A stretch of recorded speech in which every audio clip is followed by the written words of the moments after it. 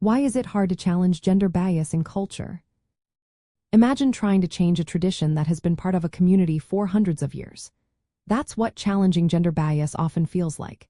It is woven into the fabric of our society in many ways. Gender bias is not just about individual opinions. It is supported by laws, institutions, and everyday habits that favor one gender over another. For example, many workplaces still assume women will take on more caregiving roles, which can limit their career growth.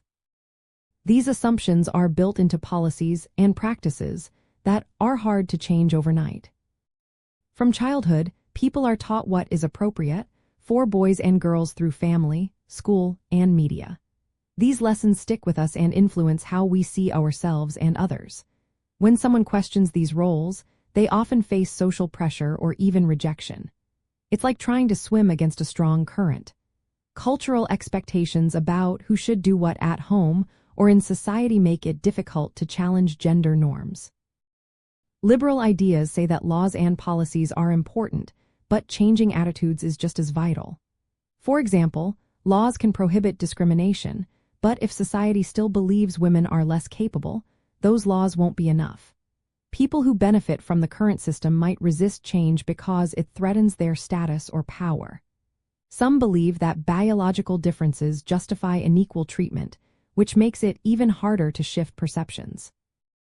Gender bias also overlaps with other forms of discrimination, like race or class. This intersection makes tackling the issue more complex because solutions need to address multiple layers of inequality at once.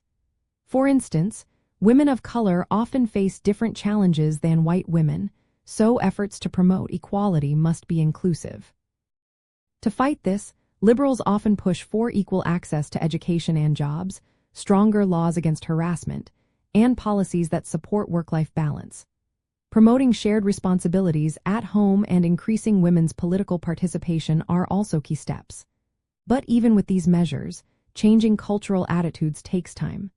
It's a slow process because it involves shifting deeply held beliefs and challenging long-standing power structures.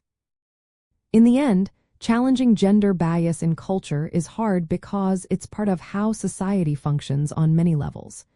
It's not just about changing laws but also about transforming how people think and behave every day. That's why persistent effort and patience are needed to create real change.